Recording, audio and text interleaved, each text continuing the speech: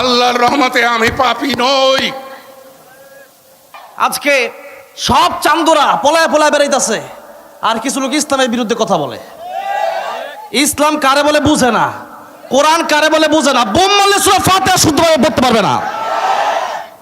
এখানে কোরআনের আলোচনা হবে, কোরআনের ব্যাখ্যা হবে, কোরআন তাফসীর হবে। এটা নাট্য মঞ্চ না যে যা মন চায় এখানে বলা যাবে না। আগামীতে যখন দাওয়াত করা হবে, আমরা টিনের ঘরে ওয়াজ করব, আমরা মসজিদে ওয়াজ করব, প্যান্ডেলের দরকার নাই। আমরা টিনের ঘরে ওয়াজ করব, খাওয়া দাওয়া কিছু দেওয়া লাগবে না, দরকার হলে ফ্রি ওয়াজ করব। আজকে যে আসছে 1 টাকা নেই নাই 1 টাকা নেব না, আল্লাহর জন্য ওয়াজ করব। কিন্তু বাতিলে তো সাথীতে আসতে পারবে না, কোন নাস্তিক বাতিল আসতে পারবে না, ঠিক কি না? আপনারা ইমান ইমান ইমান বলেন, ইমান কি গো মৌলানা সাহেবরা? ধর্মের কোনো পোশাক নেই। ধর্ম মানে ধারণ করতে হয় চেতনায়, মননে, হৃদয়ে, মস্তিষ্কে এবং কর্মের দ্বারা তা প্রতিষ্ঠিত করতে হয়। আপনারা উলামায়ে কেরাম এর বাংলা করলে কি দাঁড়ায় গো? আমার মুশকিল হয় কি, আমি আপনারা যখন মোনাজাত করেন আমি কিন্তু আমিন বলতে পারি না। আমি কিন্তু কোনো আলেমের মোনাজাতে আমিন বলি না, কারণ এই ছেলেটিকে শিখিয়ে দেওয়া হলো যে হে আল্লাহ আমি পাপী, তুমি দয়া করো, মাফ করো। না, আল্লাহর রহমতে আমি পাপী নই। আল্লাহ আমাকে দিয়ে এখনো পাপ করায় নাই। কোন নারীর ইজ্জত নষ্ট করেছি এই অভিযোগ 86 বছর বয়সেও কেউ দিতে পারে নাই। কিন্তু না, কিন্তু ক্ষমা প্রার্থী আমি নই। ক্ষমা চায় অপরাধী। আমি আল্লাহর বান্দা, মাফ করবেন। আর আপনারা যারা আলেম মহোদয়রা আসছেন ওয়াজ করতে, তাদের সময় নষ্ট করলাম, সেজন্য ক্ষমা চাচ্ছি। আপনারা সুন্দরভাবে করুন। আপনারা খুব ধৈর্যশীল মানুষ, আমার ধৈর্যটা একটু কম। আমার জন্য দোয়া করবেন, আল্লাহ যেন আরো ধৈর্য দেয়, বলেন আমিন। 10-15 মিনিট কথা বলবো, খুব ইচ্ছা। আমার খুব ঘৃণা হচ্ছে, খুব লজ্জা হচ্ছে যে বাংলাদেশে এখনো কিছু নাস্তিক ওপেনে ঘুরে বেড়ায়। মাহফিলও কিছু নাস্তিকরা এখনো কথা বলে। আমার মুসলমান ভাইয়েরা, আজকে আমরা এমন ইমানদার হয়েছি, খালি ডরাই খালি ডরাই খালি ডরাই। মুসলমান কি কুকুর বিড়ালের মতো ডরাবে নাকি? আল্লামা সাঈদী বলেছিলেন, বিড়ালের মতো 500 বছর বেঁচে থাকতে চাই না, সিংহের মতো 1 ঘন্টা বাঁচতে চাই। মুসলমান, আজকে আমরা বিড়ালের মতো কাপুরুষ হয়ে গেছি, কাপুরুষ হয়ে গেছে। আমরা প্রতিবাদ করতে জানি না, যে যাই বলে তাই মেনে নেই। মেনে নেওয়ার কারণে আজকে আমাদের অধঃপতন হয়েছে। মানা যাবে না, মানা যাবে না। আল্লাহর কোরআনের পক্ষে হবে মানবো, আল্লাহর কোরআনের বিরুদ্ধে যদি আমি বলি, এমনকি ডক্টর ইউনূস সাহেব এখন ক্ষমতায় আছেন, তিনিও যদি আল্লাহর কোরআনের বিরুদ্ধে বলে, ছাড় দেওয়া হবে? ছাড় দেওয়া হবে না। এই মাহফিল শুধু এটা না, বাংলাদেশের প্রত্যেকটা অঞ্চলে মাহফিল হবে। কারো কাছে অনুমতি নেওয়া লাগবে? মাহফিলের অনুমতি দিছে কে?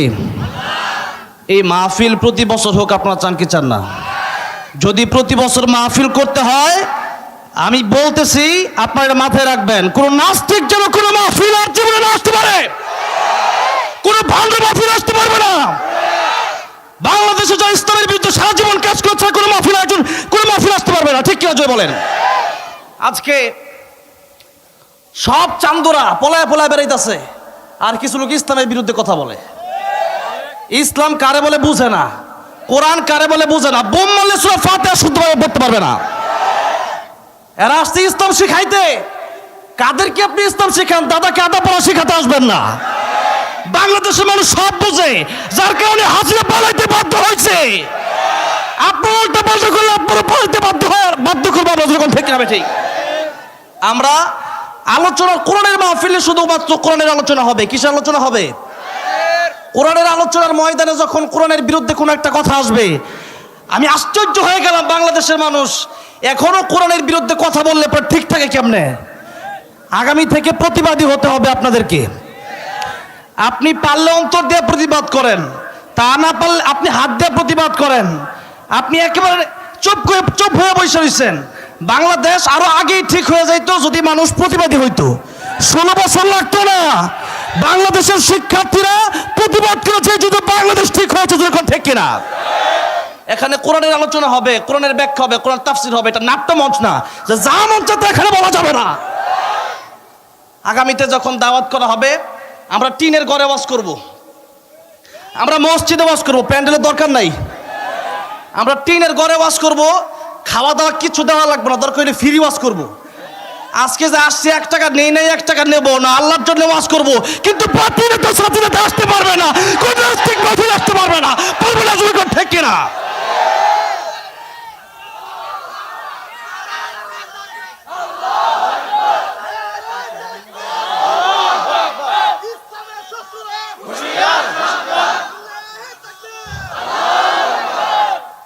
কথা স্পষ্ট। যদি ওয়াজ মাহফিল হয়, যদি তাফসীরুল কোরআন মাহফিল হয়, ইসলামী মহাসম্মেলন হয়, সেখানে ইসলামের কথা হবে, সেখানে কোরআনের কথা হবে। আলেমদেরকে সম্মান দিতে যদি কেউ না জানে, তারে আবার আমরা কিছু সম্মান দেব। এই জন্য সাবধান করে দিতে চাই। আমি আগেও কাউকে ভয় পাই না, এখনো ভয় পাই না। ভয় পাই একজনের, তিনি কে? যেরকম তিনি কে? আর এখন তো কোনো কথাই নাই। আগে জবান বন্ধ ছিল, এখন আর জবান বন্ধ রাখা যাবে না। কারণ আমরা জানি সবচেয়ে সুন্দর মৃত্যু হচ্ছে শহীদের মৃত্যু। আমরা হামলা মামলার ভয় করি না, আমরা জেল জুলুমের ভয় করি না। আল্লামা সাইদের জবান বন্ধ করা হয়েছে, আল্লামা মামুনুল হকের জবান বন্ধ করা হয়েছে, খালেদ সাইফুল্লাহ আইয়ুবের জবান বন্ধ করা হয়েছে, রফিকুল ইসলাম মাদানির জবান বন্ধ করা হয়েছে। এখনো যদি এই চক্রান্ত বাংলাদেশে চলে, তা বাংলাদেশি মানুষ হতে দেবে না, দেবে না, হতে দেওয়া যেতে পারে না। আমি অল্প সময় কথা বলবো, এর ভিতরেই মোনাজাত হবে। আমি লম্বা টাইম, আমার প্রায় 100 ডিগ্রি জ্বর, আমার মাথা ঠিক থাকে কেমনে?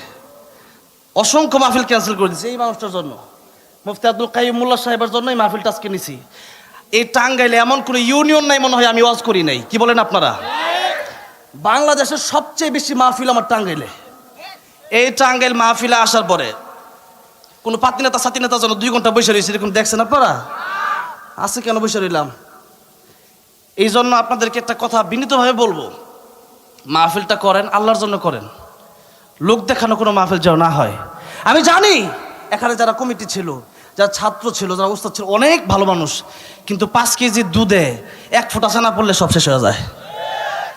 এজন্য আমরা দুধটাকে ফ্রেশ রাখতে চাই, আমরা জায়গাটাকে ফ্রেশ রাখতে চাই, ইসলামকে ইসলামের জায়গায় রাখতে চাই। রাজি আছেন না নাই? কোরআনের জন্য, দিন কায়েমের জন্য আমরা সবসময় প্রতিবাদ করে যাব। রাজি আছেন না নাই? কারা কারা রাজি আছেন তো হাত আল্লাহ উঠে দেখান।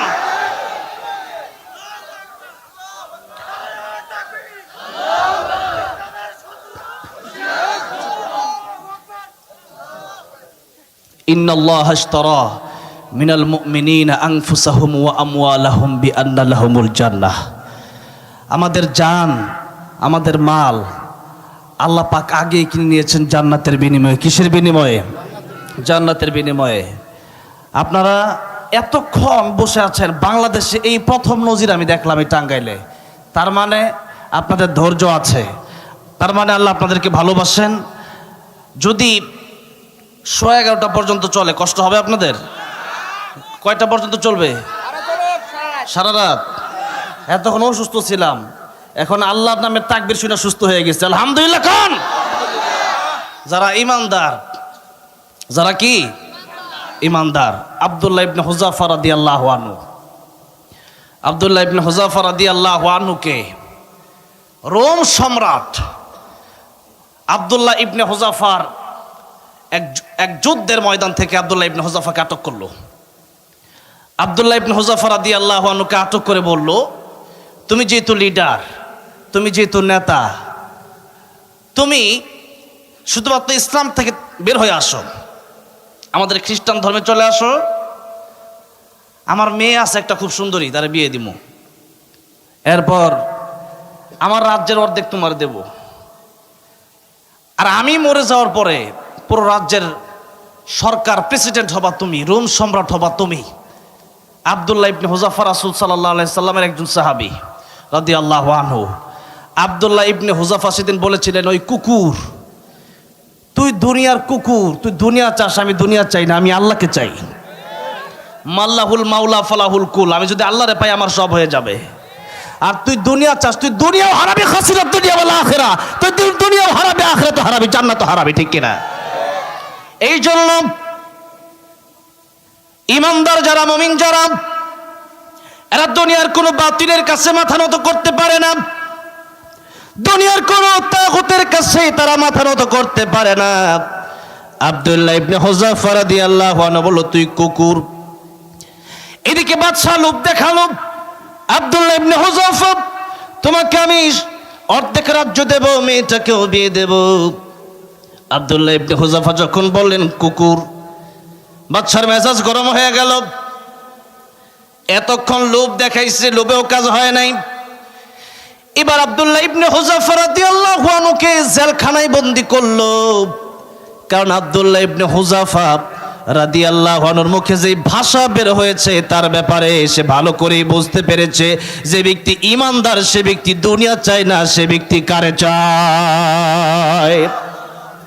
ওয়াল্লাযীনা আমানু আশাদ্দু হুব্বান লিল্লাহ, ইমানদার সবচেয়ে বেশি ভালোবাসা কারে? ইব্রাহিম আলাইহিস সালামকে আগুনের ভিতরে ফেলা হবে। ইব্রাহিম আলাইহিস সালামের কাছে জিবরাইল এসে বললেন, আল্লাহর পয়গম্বর ইব্রাহিম খলিলুল্লাহ, আপনি আমারে বলেন আপনার আগুন থেকে বাঁচায় দেই। পয়গম্বর ইব্রাহিম খলিলুল্লাহ ডাক দিয়ে বলেন, জিবরাইল তুমি কেন আমারে বাঁচাবা? বাঁচানোর মালিক তুমি না, বাঁচানোর মালিক জোরে কনকে। আমার আল্লাহ কি অন্ধ? আমার আল্লাহ কি চোখে দেখে না? আমার আল্লাহ যদি অন্ধ না হন তাহলে তুমি কেন আমারে বাঁচাবা? আর আমি আগুনে পড়লে যদি আমার আল্লাহ খুশি হয়, আমার আল্লাহ রাজি হয়, আমি আল্লাহর খুশির জন্য একবার দুইবার নয়, 1000 বার আমি আগুনের ভিতরে জ্বলতে রাজি আছি। ইব্রাহিম আলাইহিস সালামের প্রতি আল্লাহ খুশি হয়ে গেলেন। এটাই হচ্ছে পরীক্ষা। আল্লাহ তাআলা বলছেন, وَلَنَبْلُوَنَّكُمْ بِشَيْءٍ مِّنَ الْخَوْفِ وَالْجُوعِ وَنَقْصٍ مِّنَ الْأَمْوَالِ وَالْأَنفُسِ وَالثَّمَرَاتِ وَبَشِّرِ الصَّابِرِينَ। আল্লাহ তাআলা বলেন, অবশ্যই অবশ্যই, যারা আরবি গ্রামার জানে তারা জানে, ওয়ালানাবলুওয়ান্না, আল্লাহ লামে তাকিদ, তাকিদ দুইবার বলেন, অবশ্যই অবশ্যই তোমাদেরকে আমি আল্লাহ পরীক্ষা করব। কিভাবে পরীক্ষা করব? 1 নম্বরে খাউফ, 1 নম্বরে ভয়। কিসের ভয়? কথা বলতে যাবা, ওইটা বলতে পারবা না, এটা বলতে পারবা না, বাধা দিবে, কিন্তু এরপরেও বলতে হবে, যেরকম ঠিক কিনা? আল্লাহ প্রথম কথাই বললেন, আল্লাহকে ভয় করো। দুনিয়াতে তোমাদেরকে জালেমরা, তাগুতরা, স্বৈরাচাররা ভয় দেখাবে, আল্লাহর কোরআনের কথা বলার সময় কোনো ভয় পাওয়া যাবে না। কারণ মুমিন মরে একবার আর মুনাফিক মরে দিনে 1000 বার। আর মুমিন যারা, এদের মরণ হয় না, বরং মরণের পরে শুরু হয়ে যায় তাদের সুন্দর জীবন, জান্নাতের জীবন। সেরকম জান্নাতের জীবন পেতে রাজি আছেন না নাই? জান্নাতে যেতে হলে কষ্ট করার দরকার আছে না নাই? ভয় আসবে, ক্ষুধা আসবে, ফসল নষ্ট হবে, জালের উপর দিয়া সরে যাবে, জালের উপর দিয়া জেল যাবে, জুলুম যাবে, জেল খাটবো, জুলুম খাটবো, ফাঁসির কাস্টে জ্বলতে পারি, জীবন দিতে পারি, তথাপি আল্লাহর কোরআনের বিরুদ্ধে কথা বললে আমরা সহ্য করতে পারি না, ঠিক কিনা? জোরে বলেন। এই জন্য যেখানে সেখানে বসে ইসলামের বিরুদ্ধে কথা বলবেন না। বয়স হইলে বেশি বেশি মনে করেন আপনি শিক্ষিত হয়ে গেছেন, বয়স হয়েছে ঠিক, কিন্তু কোরআন হাদিসের জ্ঞান নাই, সে মূর্খের বাচ্চা, মূর্খ, ঠিক কিনা? জোরে বলেন। এই জন্য তুমি যত বড় নেতাই হও না কেন, আল্লাহর কোরআনের বিরুদ্ধে কথা বলবার পার পেয়ে যাবা। এখনো সময় আছে, ভালো হয়ে যাও। এখনো যদি ভালো না হও, সালমান এফ রহমানের কাছ থেকে শিক্ষা গ্রহণ করো, ব্যারিস্টার সুমনের কাছ থেকে শিক্ষা গ্রহণ করো। এরপরে আরো তো মন্ত্রী আছে, যখন টেনে টেনে লয়ে যেগুলো থেকে শিক্ষা গ্রহণ করো। শিক্ষা গ্রহণ না করলে জনগণ এমন বলাই দিবে, সহ্য করতে পারবো না। মুসলমান, জুলুমের একটা শেষ আছে। যারা জুলুম করে এরা ভালো করেই জানে যে আমার পতন হবে। ওয়ালা ইন সাআলতাহুম মান খালাকাস সামাওয়াতি ওয়াল আরদা লায়াকুলুন্না আল্লাহ। আল্লাহর নবীকে আল্লাহ তাআলা বলেন, ও নবী, আপনি যদি তাদেরকে জিজ্ঞাসা করেন, আবু জাহেল, আবু লাহাব, উতবা, সাইবা, ওয়ালিদ ইবনে মুগীরা, এদেরকে যদি জিজ্ঞাসা করেন তোমাদের রবকে, তারা বলবে আল্লাহ। কিন্তু এখন যদি আল্লাহ এই রব বিশ্বাস করে নেয় আর আল্লাহর আইন বাস্তবায়ন করতে যায়, তাহলে তাদের ক্ষমতা হারায় ফেলবে। আল্লাহর আইন বাস্তবায়ন করতে গেলে গদি ঠিক থাকবে না। আল্লাহর আইন দুনিয়াতে কায়েম করতে গেলে চুরি করতে পারবে না। সারিকু ওয়াস সারিকাতু ফাকতাউ আইদিয়াহুমা, চোর যদি চুরি করে তার হাত কেটে দেওয়ার দরকার আছে না নাই? এই আইন বাংলাদেশে বাস্তবায়ন হোক, আপনারা চান কি চান না?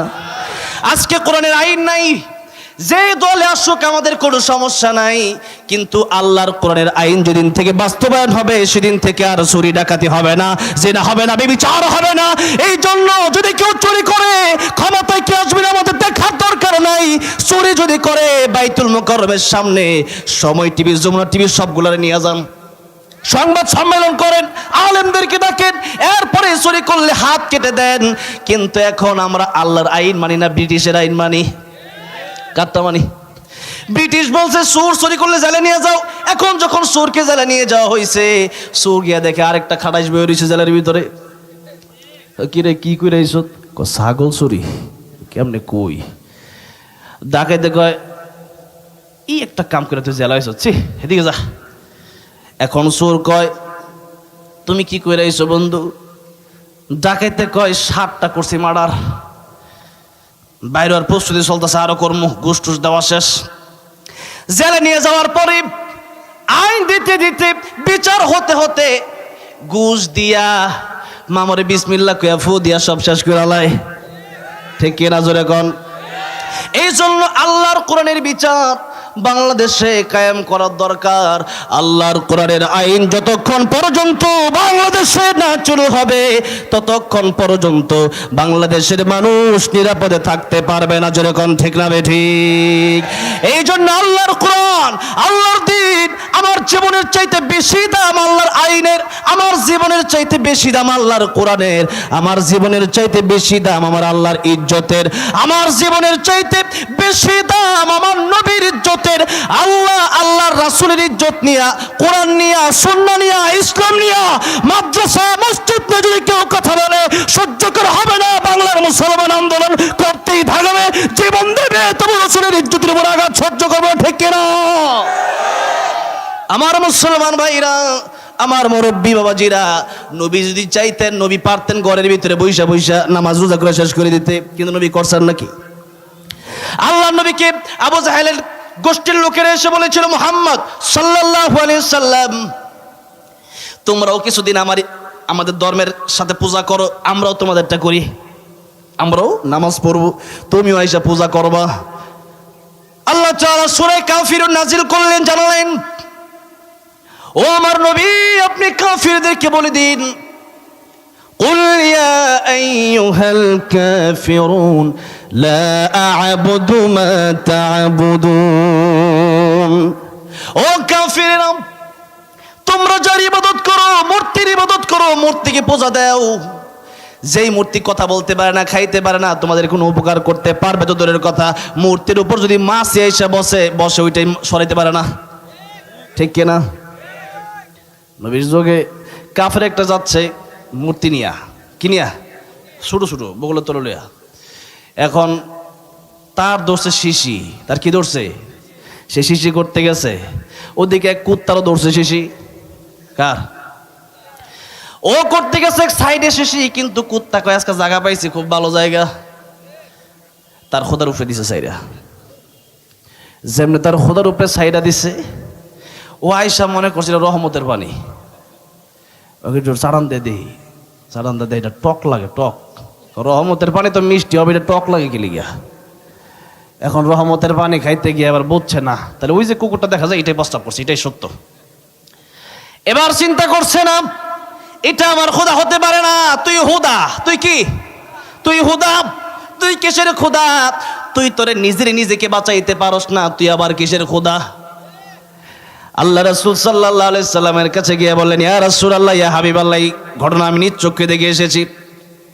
যেই খোদার কাছে আমি বাঁচতে চাই, আমি আযাব গজব থেকে বাঁচতে চাই, খোদা নিজেই আযাব গজব থেকে বাঁচতে পারে না। এটা তো হুদা। ইয়া রাসূলুল্লাহ, আমারে পড়ে দেন লা ইলাহা লা ইলাহা ইল্লাল্লাহু মুহাম্মাদুর রাসূলুল্লাহ সাল্লাল্লাহু আলাইহি ওয়াসাল্লাম। নবীজি বললেন, তোমরা যাকে খোদা মানো, আমি সেই খোদার ইবাদত করি না, আর আমি যে আল্লাহর ইবাদত করি, তোমরা সেই আল্লাহর ইবাদত করো না। সুতরাং ইসলাম এসেছে বিজয়ের জন্য, ইসলাম পরাজয়ের জন্য আসে নাই। তোমরা যা বলবা তা ইসলাম শুনবে না, বরং আল্লাহর কোরআন যা বলবে তাই তোমাদেরকে শুনতে হবে। এখন ইসলাম এসেছে বিজয় হওয়ার জন্য, আল্লাহর কোরআন বিজয় হবে, আল্লাহর কোরআন পরাজয় হবে না। আল্লাহর কোরআন যদি পরাজয় না হয়, এক মাস তারা নবীর সাথে মসজিদে আইসা নামাজ পড়বে, ইসলাম বিজয় হয়েছে, ঠিক আছে। কিন্তু পরের মাস যদি নবীজি তাদের সাথে যায়, ইসলাম বিজয় থাকবে না, পরাজয় হবে।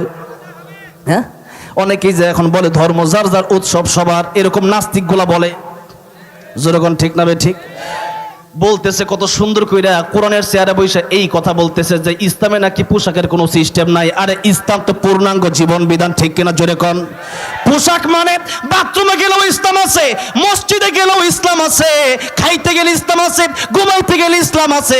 এখন যদি ইসলামে যদি পোশাক না থাকে, আমি যদি জুব্বা যদি 17-এর উপরে উঠাই, এটা কি হালাল না হারাম? জায়েজ না না জায়েজ? আবার যদি টাকনুন নিচে নামাই, ওইটাও হালাল না হারাম? এখন লেবাস তো ইসলামের ভিতরে আছে, তুমি জানো না তুমি এখানে কি জন্য আসো, ঠিক কি আছে? এখন জানো না, আসো উল্টা পাল্টা কথা বলতে। এই জন্য ইসলামের জ্ঞান আগে অর্জন করো, ইসলামের জ্ঞান আগে অর্জন করে এরপরে কথা বলো। এই জন্য বাংলাদেশের মানুষ আপনাদেরকে ভালো করে বলে রাখি, যেখানেই হবে জুলুম সেখানেই হবে প্রতিবাদ, ঠিক কিনা জোরে কম? যেখানেই জুলুম সেখানে কি হবে? নবীজি বললেন, তোদের কথায় আমরা চলবো না, আমাদের কথায় তোরা চলবি। আল্লাহর কোরআন যা বলছে তারা তো সেই কথা তোদের শুনতে হবে, কারণ আকাশ জমিন কার? জোরে কোন কার? আল্লাহ বলছেন, ইয়া মাশারাল জিন্নি ওয়াল ইনসি ইন ইসতাতা'তুম আন তানফুযু মিন আকতারিস সামাওয়াতি ওয়াল আরদ